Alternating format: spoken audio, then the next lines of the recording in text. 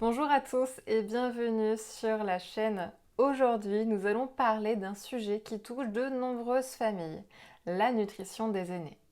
Pourquoi est-ce qu'elle est si cruciale?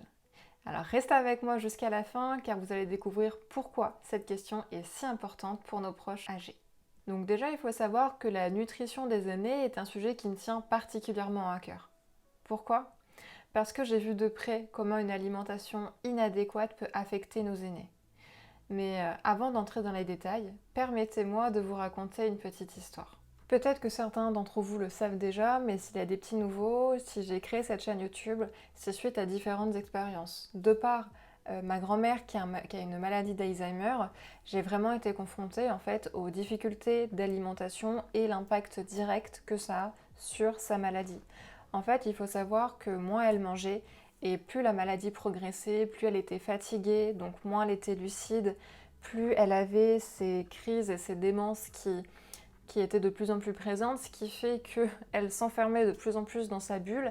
Et il était de plus en plus compliqué, nous, en tant qu'aidants, d'intervenir et la remettre, entre guillemets, les pieds sur terre, en lui remettant un cadre, puisque effectivement, c'était l'anarchie au niveau de ses couchers, de ses levées, ses temps de repas, du coup, inexistants, parce qu'elle était complètement déphasée.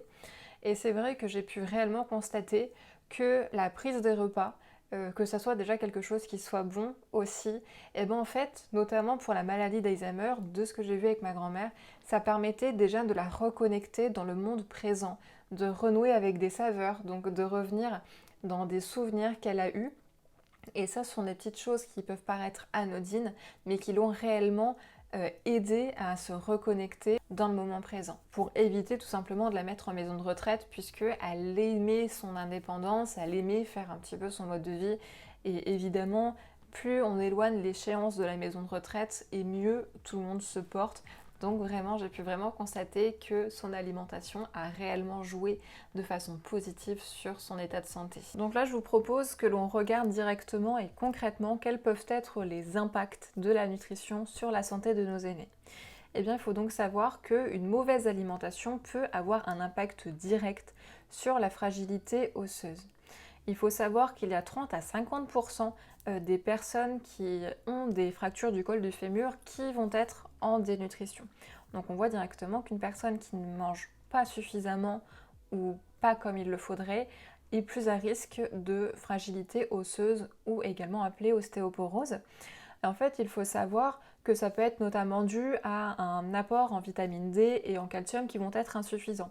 Et en fait, on le voit tout simplement grâce à une étude qui a démontré qu'avec un apport en vitamine D associé à un apport en calcium, eh bien, il y a quand même un risque réduit de 19% de risque de chute parce qu'en fait, l'étude a également démontré que la personne a une meilleure stabilité. Donc si elle a une meilleure stabilité, elle a moins de risque de chute et si elle chute moins, eh bien elle a encore moins un risque de se casser quelque chose. Mais également, l'alimentation va avoir un impact sur la stabilité du poids. S'il y a de la malnutrition, alors il y aura une perte de poids. Il faut savoir qu'en France, il y a quand même 300 à 400 000 personnes qui vont être dénutries à domicile et ça va l'être encore plus dans les structures type EHPAD, maison de retraite, maison de convalescence, dans les centres en tout cas externes, le risque va être encore plus élevé. Et en fait, ça va être dû à différentes causes. En fait, ça va être dû notamment par un trouble de régulation de l'appétit. Ça, on va le voir également dans la prochaine vidéo, mais également par une modification corporelle. C'est-à-dire qu'on va avoir tendance à avoir une fonte musculaire, c'est-à-dire perdre des muscles, mais de l'autre côté, on va également prendre plus de masse graisseuse. Donc en fait, on va avoir une dérégularisation de la composition corporelle, ce qui va du coup faciliter les malabsorptions, malnutrition, dénutrition, etc. aussi, même si on peut voir des personnes âgées qui vont dire, par exemple, ah mais moi, ma grand-mère, elle est en pleine forme parce qu'elle est bien portante, elle est forte, ça ne veut strictement rien dire. Puisqu'on peut être fort, c'est-à-dire avoir beaucoup de masse graisseuse, mais la dénutrition, ce n'est pas seulement le poids sur la balance, c'est surtout la composition corporelle, notamment avec la masse musculaire. Donc dans la prochaine vidéo, nous verrons comment détecter la malnutrition, même du coup la dénutrition à ce stade-là, par différents exercices et différentes stimulations, différents critères. et je vous inviterai à le faire puisque j'insiste dessus. Ce n'est pas parce qu'on peut paraître bien en chair que nous sommes complètement sans risque de dénutrition. C'est faux, ok. Je ne veux pas vous accuser, mais voilà, il faut savoir que les deux ne sont pas forcément très liés. Et puis également, la malnutrition sur la perte de poids toujours, eh ben, il peut y avoir différentes maladies qui ne vont pas du tout aider la situation, que ça soit à cause de cancer dans les plus graves causes, mais ça peut être aussi tout simplement, entre guillemets, la dentition, d'avoir des dents en moins, des dents qui bougent, voire plus de dentier, plus de dents ou un dentier justement mal adapté, et bien tout ça fait que on a des craintes ou des douleurs, donc on mange moins, et donc si on mange moins, on perd du poids, et on est encore plus à risque de malnutrition. Mais ça peut être aussi des problèmes de digestion, de malabsorption notamment, avec des ballonnements ou des diarrhées excessives, qui peuvent tout ça induire encore une fois des risques de malnutrition.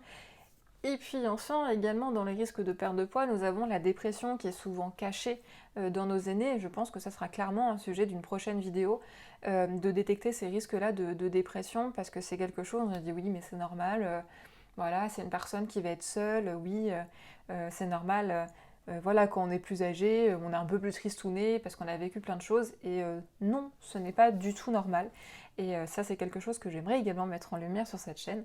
La dépression est réellement un sujet et une cause de malnutrition, et c'est quelque chose dont nous pouvons agir grâce à la communication bienveillante notamment, mais ça va être vraiment des choses où nous pourrons agir concrètement pour aider ces personnes-là. Donc voilà, donc attention à la dépression qui peut être également un facteur de perte de poids et de malnutrition et de conséquences sur la santé derrière. Mais il faut savoir que la malnutrition va avoir également un impact sur les problèmes cognitifs. Donc les problèmes cognitifs, je pense très clairement à des pertes de mémoire, Alzheimer, démence, etc., des pertes de repères aussi, non toutes simples. Et donc malheureusement, elle va être à risque d'augmenter les prochaines années puisque la population également vieillit, mais pas que, à cause de nos mauvaises habitudes alimentaires, puisqu'en fait nous pouvons voir que la consommation insuffisante en poisson, notamment avec les oméga 3, sont clairement insuffisantes. Et cet oméga 3 permet réellement une prévention de stimulation, sert d'antioxydant, qui va réellement servir à préserver notre cerveau et tous nos petits neurones aussi.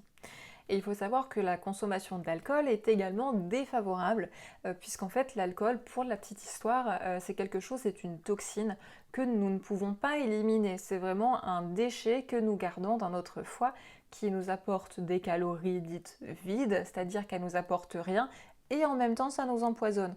Donc l'alcool, super chouette, c'est bien sûr ironique, vous l'aurez compris s'il vous plaît, ne jouez pas sur les choses que je n'ai pas dites, mais effectivement l'alcool joue réellement un rôle défavorable dans les problèmes cognitifs, et notamment quand on vieillit en plus. Et donc la carence en oméga 3, on l'a dit juste au départ, et en fait les oméga 3 on peut l'en trouver dans différentes choses, telles que les poissons gras, l'huile ou encore les oléagineux. Et puis la malnutrition aura un impact direct sur la perte de muscle, j'en ai parlé tout au tout début, parce qu'en fait il faut savoir qu'il y a 20 à 35% des plus de 75 ans, c'est quand même un tiers quoi, des plus de 75 ans qui souffrent de sarcopénie. Donc la sarcopénie, c'est une perte de muscle excessive, c'est-à-dire qu'en gros, on n'a plus que la peau sur les os, hein, très clairement, et les muscles sont utiles pour beaucoup de choses, ne serait-ce que pour la stabilité. Et la sarcopénie, c'est vraiment les muscles maigres, ce qu'on appelle les muscles de la stabilité, si je vulgarise au maximum. Et donc, comme j'en parlais tout à l'heure, effectivement, après 65 ans, il y a une perte de masse musculaire qui peut être due à une carence en protéines, en calories et également en vitamine D. Donc ce sont vraiment des choses qui impactent vraiment notre santé. Et puis la dépression, effectivement, il faut savoir qu'il y a plus de 15% de personnes de plus de 60 ans qui souffrent de dépression. Et les causes peuvent être dues, encore une fois, à la carence d'oméga 3, mais également à la solitude et au deuil. Et toute cette cause-là, donc de par l'alimentation, la solitude et le deuil qui peut engendrer une dépression, et la dépression va impacter la malnutrition, et la malnutrition par carence d'oméga 3 va induire aussi la dépression. Enfin, on voit que finalement, si je fais un petit schéma, si on a la malnutrition qui est ici, la dépression, en fait, ça va être dans les deux sens. La dépression, si on est seul et triste, forcément on ne va pas manger, mais en même temps, si on a des carences en oméga 3, ça va induire une dépression et on ne mangera pas. et donc du coup malnutrition, et donc état de santé défavorable, et donc risque de dénutrition derrière, et donc risque de chute, etc. etc. etc. Alors concrètement, qu'est-ce que nous pouvons faire pour aider nos proches âgés? Comment est-ce que nous pouvons prévenir ces problèmes? C'est ce que nous allons explorer dans la prochaine vidéo. Si vous avez des questions, vous souhaitez partager votre expérience, laissez-moi un petit commentaire ci-dessous et ensemble, j'espère créer une communauté de soutien et également une communauté d'échange qui peut vraiment faire une différence dans l'aide de nos aînés. Merci d'avoir regardé cette vidéo. N'oubliez pas de vous abonner, de cliquer sur la petite cloche de notification pour être informé de la sortie de nos prochaines vidéos. Et petite parenthèse, si vous souhaitez faire un dépistage, voir si vos proches est à risque de dénutrition, je vous invite à cliquer sur le lien en description qui permet de faire un petit test sur la dénutrition et de recevoir les conseils nécessaires. Je vous dis à très très vite, ça m'a extrêmement fait plaisir de partager cette vidéo avec vous. Si vous avez des questions ou des préoccupations, je vous invite à partager votre expérience personnelle avec le sujet juste en commentaire ci-dessous. À très bientôt.